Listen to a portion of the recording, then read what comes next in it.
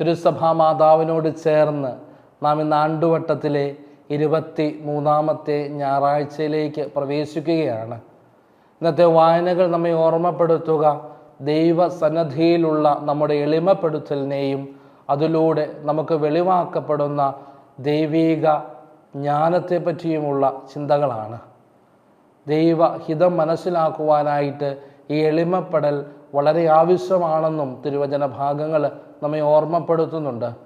ഇന്നത്തെ ഒന്നാമത്തെ വായനയായ ജ്ഞാനത്തിൻ്റെ പുസ്തകത്തിൽ സോളമൻ്റെ ജ്ഞാനത്തിനു വേണ്ടിയുള്ള പ്രാർത്ഥനയാണ് നാം കാണുക.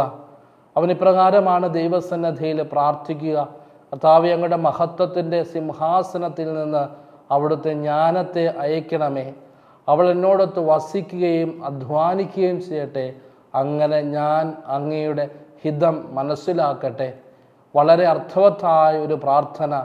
ജ്ഞാനത്തിലൂടെ മാത്രമേ ദൈവത്തിൻ്റെ ഹിതം വെളിവാക്കപ്പെടുകയുള്ളൂ എന്നുള്ള വലിയ സത്യമാണ് സോളമനിലൂടെ ഇന്നത്തെ ഒന്നാമത്തെ വായന നമ്മെ ഓർമ്മപ്പെടുത്തുക.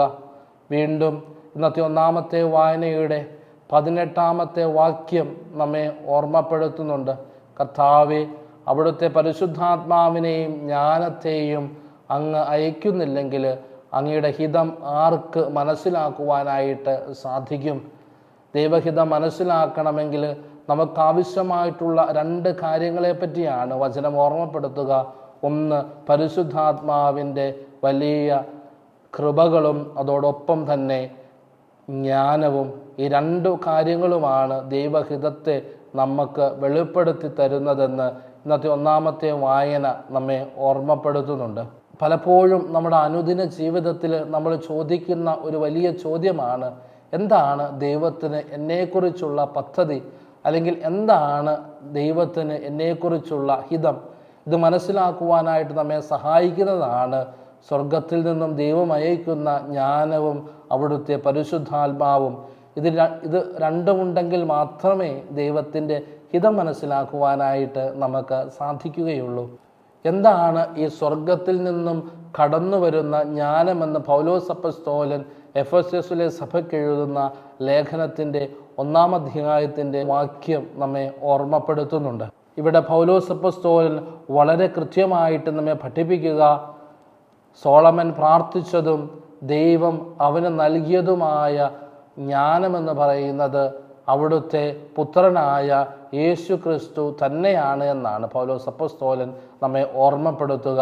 അപ്പോൾ ദൈവഹിതം മനസ്സിലാക്കണമെങ്കിൽ ഈശോയുടെ വലിയ കൃപയും അവിടുത്തെ പരിശുദ്ധാത്മാവിൻ്റെ ശക്തിയും നമ്മുടെയൊക്കെ ജീവിതത്തിൽ, അനുദിന ജീവിതത്തിൽ വളരെ ആവശ്യമാണ് എന്ന് തിരുവചന ഭാഗത്തോട് ചേർത്ത് വെച്ച് നമുക്ക് മനസ്സിലാക്കുവാനായിട്ട് സാധിക്കും. അതോടൊപ്പം തന്നെ ഇന്നത്തെ പ്രതിവചന സങ്കീർത്തന ഭാഗം നമ്മെ ഓർമ്മപ്പെടുത്തുക: കർത്താവേ, തലമുറകളായി അങ്ങ് ഞങ്ങളുടെ ആശ്രയമായിരുന്നുവെന്നാണ്. ഇസ്രായേൽ ജനത്തിൻ്റെ വലിയൊരു പ്രാർത്ഥനയാണ് നമ്മളവിടെ കാണുക. ദൈവത്തോട് ചേർന്ന് നിൽക്കുന്ന, ദൈവത്തിൽ ആശ്രയം വയ്ക്കുന്ന ഒരു ജനതയിൽ എപ്പോഴും ദൈവത്തിൻ്റെ കൃപ കടന്നു വരും. ദൈവത്തിൽ ആശ്രയിച്ചാൽ ദൈവഹിതം അവർക്ക് വെളിപ്പെടുത്തി നൽകപ്പെടും എന്നുള്ള വലിയ സന്ദേശവും ഇന്നത്തെ പ്രതിവചന ഭാഗം നമുക്കായിട്ട് നൽകുന്നുണ്ട്. ഇന്നത്തെ 2-ാമത്തെ വായനയായ ഫിലമോന് എഴുതപ്പെട്ട ലേഖനത്തിൽ ഒനാസിമോസിനെ നമ്മൾ കാണുന്നുണ്ട്. നമുക്കറിയാം, ഒരു അടിമയായ വ്യക്തിയായിരുന്നു ഒനാസിമോസ്. എന്നാൽ അവൻ പൗലോസിനോട് ചേർന്നപ്പോൾ, ദൈവത്തെ പൂർണ്ണമായിട്ട്, ഈശോയെ പൂർണ്ണമായിട്ട് മനസ്സിലാക്കിയപ്പോൾ, ദൈവഹിതത്തിന് തന്നെ സമർപ്പിച്ചപ്പോൾ അവൻ പൗലോസിൻ്റെ സഹോദരനായിട്ട് മാറുകയാണ്. അങ്ങനെ ആ ഒരു സഹോദരനെയാണ് ഫിലമോൻ്റെ പക്കലേക്ക് പൗലോസ് അയക്കുന്നതായിട്ട് നമ്മൾ കാണുക. അപ്പോൾ ക്രിസ്തുവിനോട് ചേർന്ന് നിൽക്കുമ്പോൾ, ക്രിസ്തുവിനാൽ അയക്കപ്പെട്ട അപ്പോസ്തലന്മാരോട്, സഭയോട് നമ്മൾ ചേർന്ന് നിൽക്കുമ്പോൾ ദൈവത്തിൻ്റെ ഹിതം മനസ്സിലാക്കുവാനായിട്ട് നമുക്ക് സാധിക്കുമെന്നും നമ്മൾ മറന്നു പോകരുത്. ഇന്നത്തെ തിരുവചന ഭാഗത്തിലേക്ക് നമ്മൾ കടന്നു വരുമ്പോൾ പൂർണ്ണമായൊരു സമർപ്പണം നമുക്കവിടെ കാണുവാനായിട്ട് സാധിക്കും. പൂർണ്ണമായ ഒരു സമർപ്പണത്തിലൂടെ മാത്രമേ ക്രിസ്തുവിനെ പിന്തുടരുവാനായിട്ട് നമുക്ക് സാധിക്കുകയുള്ളൂ.